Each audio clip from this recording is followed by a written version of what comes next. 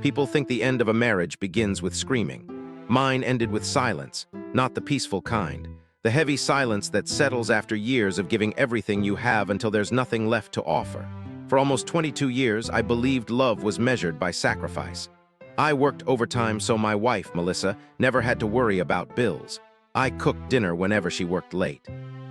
I handled repairs around the house, remembered birthdays, bought thoughtful gifts, planned vacations, and apologized after arguments even when I was not sure what I would done wrong.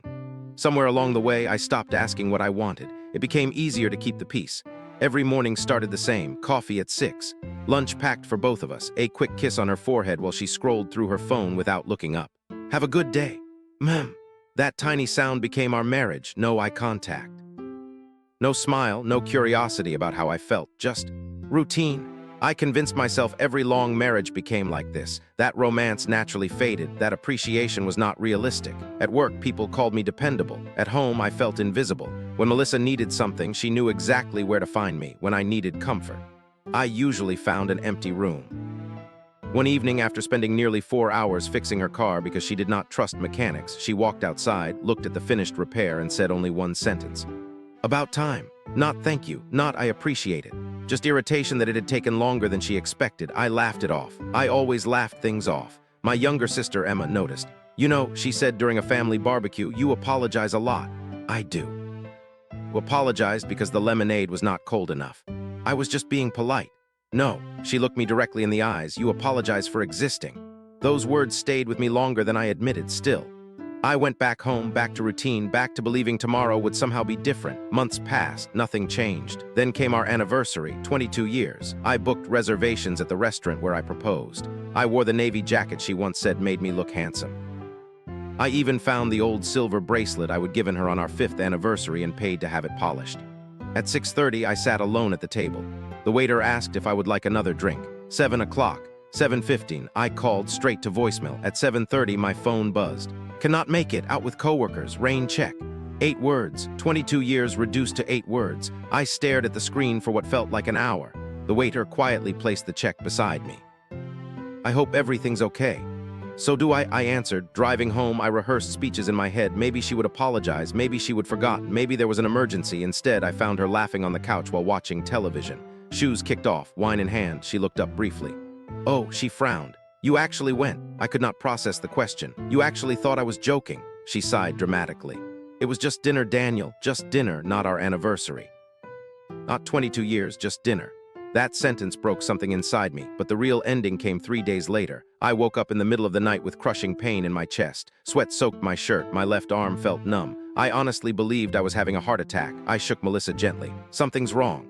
She barely opened one eye. What time is it? I think I need a hospital. She groaned. Can this wait until morning? I have an early meeting. For several seconds. She actually rolled over, went back to sleep. I drove myself to the emergency room. Thankfully, it was not a heart attack. It was severe exhaustion, dangerously high blood pressure, and stress that had been building for years. The doctor looked through my chart. Whatever is causing this. He paused. It will eventually kill you. I laughed, mostly because crying would have embarrassed me. When I got home later that afternoon, Melissa barely looked away from her laptop. So, what? What did the doctor say? I waited. Maybe she would show concern. Maybe she would ask if I was okay. Instead, she checked another email. They gave me medication.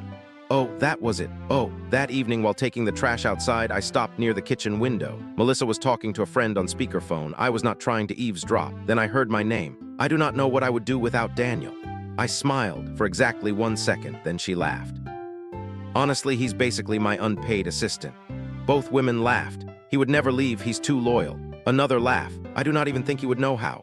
I stood there holding a garbage bag, frozen, not angry, not devastated, just awake. For the first time in years, I saw myself exactly as she did. Not a husband, not a partner, a convenience, someone whose kindness had become expected instead of appreciated.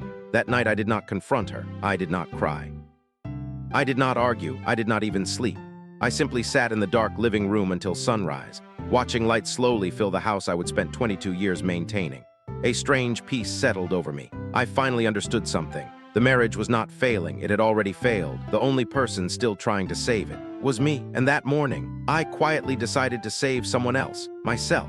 The next morning, nothing looked different. Melissa drank her coffee while scrolling through her phone. I packed our lunches. She grabbed hers without looking up. Thanks. It was the first time she would thank me in weeks. Ironically, it meant nothing, because something inside me had changed, not dramatically, not overnight. It was quieter than that. It felt like flipping a switch that had been humming in the background for years. I stopped asking myself how to make her love me. Instead, I started asking a different question. How do I build a life without her? I did not announce my decision. I did not threaten divorce. I did not give ultimatums. People expect dramatic turning points. Real life rarely works that way. The most important decisions are usually made in complete silence, so I became silent, not cold, not cruel, just unavailable. For the first time in decades, every extra ounce of energy I had stopped flowing toward Melissa. It flowed back toward me. The first thing I did was open a bank account she did not know about. Not because I planned to hide money, because I realized something embarrassing. At 48 years old, I could not remember the last time I had money that belonged only to me. Every paycheck had gone into our joint account. Every purchase had been discussed. Every financial decision had revolved around us. There had not really been an I in years. I transferred a small amount every payday. Nothing suspicious. Just enough to slowly build freedom. Each transfer felt like placing another brick in a bridge leading somewhere new. Then I started exercising, not because I wanted revenge, not because I wanted to impress anyone, because the doctor had scared me. I bought a pair of running shoes. The first morning, I barely lasted 10 minutes. My knees hurt. My lungs burned. I sat on a park bench wondering how I would let myself become this exhausted. Across from me, an older man, probably in his 70s, finished jogging with perfect posture. He smiled. First week, I laughed. Is it that obvious? You will hate tomorrow. I already hate today. He chuckled, but you will come back. I do not know. He pointed toward the sunrise. No one regrets becoming stronger. I never learned his name, but I remembered that sentence every morning afterward. Within 3 months, 10 minutes became 30. 30 became an hour. The blood pressure dropped. The headaches disappeared. For the first time in years, I looked forward to mornings. One Saturday, while cleaning the garage, I found an old wooden box covered in dust. Inside were my carving tools, real carving tools, hand chisels, mallets, fine detail knives. I stared at them for several minutes. Before I married Melissa, woodworking had been everything to me. I made furniture, jewelry boxes, rocking horses, coffee tables. People actually paid for my work. Then life got busy. The house, the mortgage, kids, responsibilities. Melissa used to call it my little hobby. Eventually, I believed her. I had not touched those tools in almost 19 years. That afternoon, I sharpened every blade. The familiar sound against the stone unlocked something inside me. My hands remembered before my mind did, the smell of fresh cedar, the texture of walnut grain, the satisfaction of turning rough wood into something beautiful for 6 straight hours. I forgot I was unhappy. I converted half the garage into a workshop. Melissa barely noticed. You have been spending a lot of time out there. I have. What are you making? I do not know yet, she shrugged. As long as the garage door closes. That was the entire conversation. Years ago, her lack of interest would have crushed me. Now, it simply confirmed what I already knew. A month later, I uploaded pictures of a handmade walnut coffee table to an online marketplace. Mostly as an experiment, it sold in 43 minutes. The buyer drove 2 hours to pick it up. He walked around the table 3 times. Did you really make this yourself? Yeah, he smiled. You should charge more. I laughed. I am just happy someone likes it. He looked genuinely confused. This is not good for a hobby. He ran his hand across the polished wood. This is professional. Driving home after that sale, I realized I could not remember the last compliment I would received inside my own house. The orders kept coming. Coffee tables, bookshelves, custom desks, dining benches. People waited months. Some insisted on paying deposits. I reinvested every dollar. Better tools, better lighting, better materials. Every piece I finished reminded me that I still had value. Not because someone loved me, because I created something worth loving. The biggest change was not financial, it was psychological. I stopped chasing approval. For years, my mood depended on Melissa if she smiled. I felt successful if she criticized me. I questioned myself now. My happiness depended on whether I kept promises to myself. Did I exercise? Did I finish the cabinet? Did I read before bed? Did I move forward today? Those became my measurements, and strangely, peace arrived. Not excitement, not revenge, peace. Melissa noticed before I realized she had. You have been different lately. Have I? You do not argue anymore. I guess not. You do not ask where I am going. No, you do not seem bothered. I smiled politely. I am trying to stress less. She stared at me as if trying to solve a puzzle missing half its pieces. For 22 years, she would always known exactly how I would react. Now, she could not predict me. That unsettled her. A few days later, she walked into the garage. I was finishing a walnut dining table. Sunlight streamed through the open door. Wood shavings covered the floor. She stood there watching quietly. I forgot you were actually good at this. Actually good at this. Years earlier, that sentence would have felt like praise. Now it sounded like an accidental confession. She had forgotten who I was before I became her caretaker. I used to love doing this. She looked around the workshop. I guess I never really paid attention. No, I sanded another edge. You did not. She stood there another moment waiting for me to say more, to invite conversation, to fill the silence the way I always had. I did not. Eventually, she walked back into the house. That night, lying in bed beside someone who suddenly felt like a stranger, I realized something surprising. I was not angry anymore. I was not even waiting for an apology. The resentment that had lived inside me for years had quietly dissolved. Because resentment requires hope. Hope that someone will finally become who you need them to be. Mine was gone, and in its place, something much stronger had begun to grow: freedom. I just had not told her yet. About 6 months after my trip to the emergency room, Melissa began watching me. Not openly, just little glances. The kind people give a familiar object that suddenly looks different. It started with small questions. You are up early again. I like the mornings. You have been spending a lot of time in the garage. I have. You seem busy. I am. Every answer was honest, just shorter than she expected. For years, I had filled every silence between us. Now I let silence exist. She did not know what to do with it. The changes in me became impossible to ignore. I lost nearly 30 pounds. The permanent exhaustion disappeared from my face. I stood straighter. I laughed more, not at home. Outside, with customers, with neighbors, with people who knew me as Daniel the craftsman, not Daniel, the man who quietly cleaned up everyone else's mess. One afternoon, I caught my reflection in the workshop window. I barely recognized myself, not because I looked younger, because I looked present. For years, my eyes had always seemed tired. Now there was purpose behind them. It struck me how long it had been since I would looked at myself without disappointment. The woodworking business kept growing. One client ordered a custom dining table. She posted pictures online. Within a week, I had 11 new inquiries, then 23. Soon I was scheduling projects 3 months in advance. One evening, while organizing invoices, I realized something that made me laugh out loud. I was earning almost as much from woodworking as I was from my office job.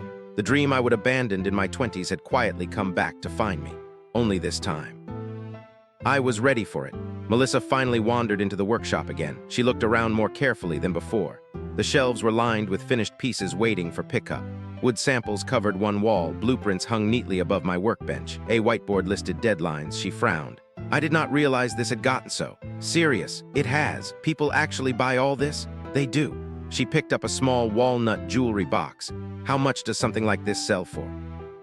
About $300. Her eyebrows lifted. For this little box? It takes about 14 hours. She slowly put it back down. I had no idea. Neither did I, not until I believed in myself again. She started asking if I wanted to go out for dinner. That had not happened in years. We could try that Italian place downtown. I am working Saturday, Sunday.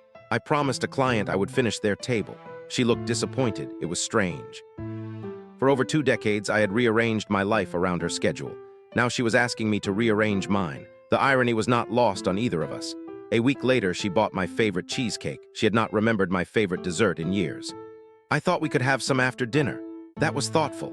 She smiled, a hopeful smile, one I had not seen in a long time, but something inside me remained still. Not cold, simply still. She was trying to reconnect with the version of me she would always assumed would be waiting. That man no longer existed. My sister Emma noticed it before anyone else. You look peaceful. I feel peaceful. She smiled. I was wondering when you would finally stop trying to earn love. That sentence stayed with me. Earn love. That was exactly what I would been doing, working for it, negotiating for it, performing for it, as though affection were a paycheck. Healthy love does not work like that. I understood that now. Melissa, however, was becoming increasingly unsettled. One evening, she asked a question that would have devastated me a year earlier. Is there someone else? I looked up from my notebook. No, she studied my face. Then what's going on? I have been focusing on myself. You have never done that before. I know, she hesitated. I miss you for a brief moment. I almost believed her. Then I realized what she really meant. She missed my availability. She missed knowing exactly where I was. She missed the certainty that no matter how little attention she gave me, I would still be waiting at the end of the day. That was not the same as missing me. I have been here the whole time, I said quietly. You just stopped noticing. She had no response. The next month, something happened that removed the last of my doubts. Melissa came into the kitchen carrying a stack of papers. I have been looking over our finances. Okay. She placed the statements on the counter. This woodworking business. What about it? You are making real money. I am. You should probably start depositing everything into the joint account. There it was, not excitement, not pride, not admiration, control. The old version of me would have agreed immediately, without question. Instead, I simply shook my head. No, she blinked. What do you mean no? It's my business, but we are married. We are.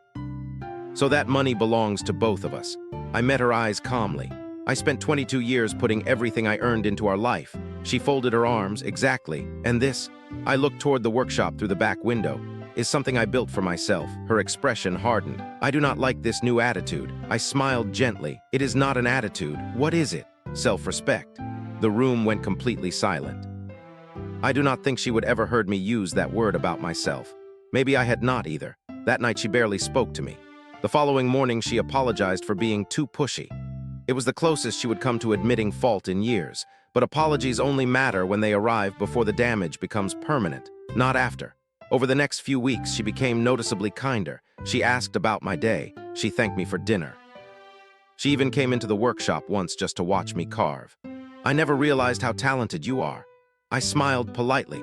Thank you. She waited, expecting more. There was not any more because compliments can heal insecurity. They cannot erase decades of neglect. One Friday afternoon, I received the official paperwork from my attorney. Everything had been reviewed, every financial document organized, every legal detail prepared. I sat alone in the workshop holding the folder for almost an hour. I was not celebrating. I was not grieving. I was honoring the life I would tried so hard to save. 22 years deserved that much. Then I signed the final page. As the ink dried, I felt something unexpected, not relief, not sadness, certainty. For the first time in my adult life, I was not reacting to someone else's decisions. I was making my own. And I knew that within a few days, Melissa's entire world would change. Because the one thing she had never imagined was that the man she believed would never leave already had, she just did not know it yet. The divorce papers sat in the top drawer of my desk for 4 days, not because I was afraid, because I wanted to be absolutely certain that I was not acting out of anger. Every morning I asked myself the same question: if Melissa suddenly became the wife I would always hoped for, would I stay? The answer never changed. No, that surprised even me. For years I thought all I wanted was for her to appreciate me, to notice me, to love me the way I loved her. But somewhere during those months of rebuilding myself, I realized something far more important. I no longer wanted a relationship built on finally being seen. I wanted one where I had never been invisible in the first place. That difference changed everything. The following Thursday, I came home earlier than usual. Melissa was in the living room watching one of those home renovation shows she loved. She smiled when she saw me. "You are home early." I wanted to talk. She muted the television. Sure, there was not a hint of concern in her voice. Why would there be? She still believed we were going through a rough patch. She had no idea she was sitting in the final chapter of our marriage. I took the chair across from her instead of sitting beside her on the couch. She noticed. "Is everything okay?" I placed a plain manila envelope on the coffee table. "I have filed for divorce." For a second, nothing happened. She looked at the envelope, then at me, then back at the envelope, almost as if her mind refused to process what she had heard. "What? I have made my decision." She laughed, not because it was funny, because disbelief sometimes sounds like laughter. Very funny. "I am not joking." She reached for the envelope with trembling hands. When she saw the attorney's letterhead, the color drained from her face. "Number," she whispered it, barely loud enough for me to hear. "Number, no, Daniel. I do not understand. I know. When did this happen?" "It did not happen today." She looked completely lost. "We have been getting better." I nodded slowly. "You have been trying harder." "I have." "You have been happier." "I have." "So why would you do this now?" I looked at her for a long moment, not with anger, not with satisfaction, just honesty, because I became happy without depending on this marriage. Tears filled her eyes. "I can change. I believe you." "Then why?" "Because you wanted to change after you realized I could leave." She opened her mouth, closed it again. She knew I was right. She stood up and began pacing. "This is because of that woodworking business." "No." "Is there another woman?" "No." "Then tell me what I am supposed to do." I answered quietly, "Nothing." She stopped walking. "What?" The time to save this marriage was not today. I swallowed hard. It was every ordinary Tuesday for the last 22 years. Silence, the deepest silence we would ever shared. "You forgot our anniversary." She looked down. "I know. You asked if my medical emergency could wait until morning." She started crying. "I did not mean you called me your unpaid assistant." Her head snapped up. "You heard that." "I did. I was joking." "I know, Daniel.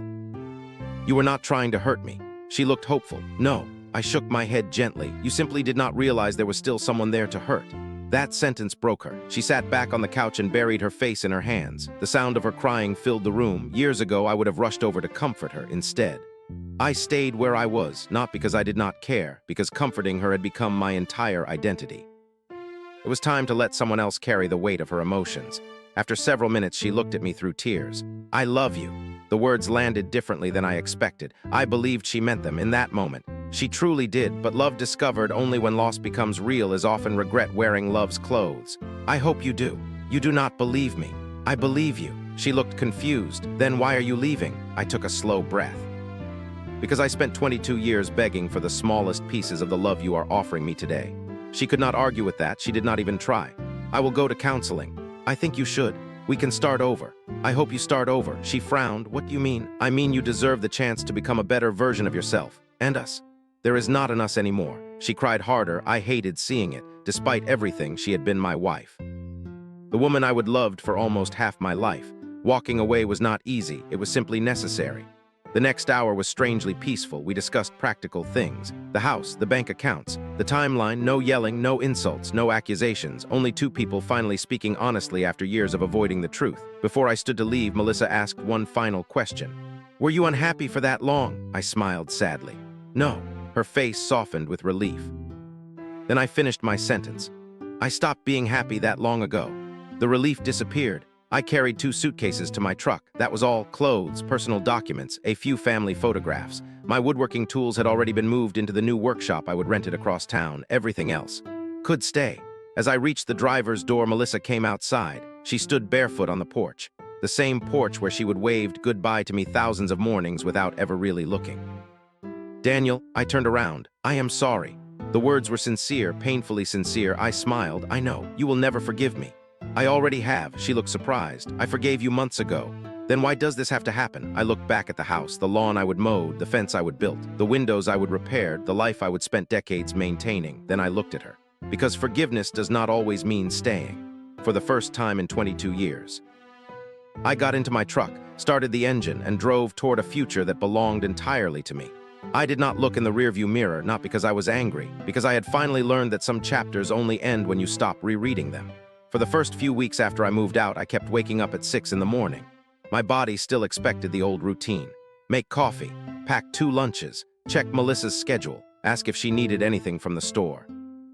Then reality would quietly settle over me. There was no one waiting, no list of expectations, no silent pressure to make someone else's life run smoothly before I even thought about my own. The silence felt strange at first, then it became something I cherished. For the first time in decades, the beginning of each day belonged entirely to me. I rented a modest apartment above my woodworking studio. Nothing fancy. 1 bedroom, a tiny kitchen. Windows that overlooked a quiet street lined with maple trees. Most people would have called it a downgrade. To me, it felt like a palace. Every piece of furniture inside had been built by my own hands. The dining table, the bookshelves, the bed frame, even the kitchen stools. For years, I would spend my evenings maintaining a house that never felt like home. Now I walked into a place where every corner reflected who I was, not who someone else expected me to be. The business exploded faster than I could have imagined. Word spread through referrals. Customers did not just buy furniture, they bought stories. Every table came with a handwritten note explaining where the wood had come from. Every cabinet carried my signature burned discreetly into the back panel. People appreciated craftsmanship, but what they remembered was care. Within a year, I left my office job. Walking out of that building for the last time felt almost as significant as leaving my marriage. For so long, I had lived according to obligation. Now my work had purpose. Every morning, I unlocked the studio doors with genuine excitement. I was not counting the hours until I could go home. I was already exactly where I wanted to be. One afternoon, an elderly customer picked up a walnut rocking chair I would spent nearly 60 hours building. He ran his hands across the smooth wood and smiled. "My wife would have loved this." He paused before adding quietly, "She passed away last year." "I am sorry." He nodded. "We were married for 53 years. There was a softness in his eyes that I immediately recognized, not regret, gratitude. "I spent half my life trying to build beautiful things for her." He looked around the workshop. "Keep doing this." His smile widened. "You never know how deeply something made with love can touch another person." After he left, I sat alone in the workshop for a long time. For years, I had believed love meant exhausting yourself for someone who barely noticed. Now I understood something different. Love was not measured by how much of yourself you sacrificed. It was measured by whether both people helped each other become more fully themselves. Emma visited often. Every time she walked into the studio, she found something new. a dining table, a grandfather clock, a handcrafted cradle. I like this version of my brother. So do I, she laughed. You smile with your eyes now. I had not realized that, maybe because smiling had stopped being something I forced. About 18 months after the divorce, I heard from a mutual friend that Melissa had sold the house. At first, I was not sure how to feel. Then the friend quietly added, she said the place felt too empty. I understood. It was not the house that had changed. It was the absence of the person who had quietly held everything together. I did not feel satisfaction, only sadness. Not for myself, for both of us, because it did not have to end that way. A few months later, I ran into Melissa by accident at a local farmer's market. She looked different, not older, just quieter. She noticed me at the same moment. For a brief second, neither of us spoke. Then she smiled, a genuine smile. You look happy. I am. I can see that. There was no bitterness in her voice, only acceptance. She glanced at my hands, still marked with tiny cuts and traces of sawdust. Still building. Every day. She nodded. I looked up your website. I laughed. You did. I did. Her eyes drifted toward the handcrafted cutting board someone was carrying nearby. I have seen your furniture in magazines. I have been lucky. She shook her head. No. Another small smile. You have been brave. That word stayed with me. Brave. I had never thought of myself that way. For most of my life, I would confuse endurance with courage. They are not the same thing. Sometimes endurance keeps you trapped. Courage is choosing to leave the place that's slowly destroying you. Before we parted, Melissa said something I will never forget. I spent years believing you would always be there. I know. I thought love meant not having to try. She looked down. I was wrong. I nodded. We both learned something. She looked back up. What did you learn? I smiled gently. That being needed is not the same as being loved. Tears filled her eyes again, but this time they were calm, not desperate, not pleading, just honest. I am truly sorry. I know. And I really am proud of you. Thank you. For the first time in our lives, those words carried no hidden expectations, just respect. Then we walked in opposite directions. Today, 3 years have passed. I am 51 years old. My workshop employs 6 people. We have built furniture for families across the country. Every piece that leaves our doors carries a small engraving on the underside. Not my name, not my logo, just 4 simple words, never disappear for anyone. Most customers assume it's a marketing slogan. It is not. It's a reminder to myself. Because I know how easy it is to slowly trade pieces of your identity for the comfort of keeping someone else happy. It never happens all at once. It happens one compromise at a time. One apology too many, one forgotten dream, one silent disappointment, until one day you wake up and realize you have become a supporting character in your own life. I was fortunate. I woke up before it was too late. People sometimes ask whether I regret the divorce. The truth surprises them. I do not regret leaving. I regret waiting so long to believe I deserved peace. If my story has taught me anything, it's this. The most important relationship you will ever save is the one you have with yourself. Because the moment you begin treating your own life as something worth protecting, everything changes. And sometimes, losing the person who never truly saw your worth becomes the very reason you finally discover it yourself. The story has come to an end. Share, comment, and subscribe. It helps the channel grow.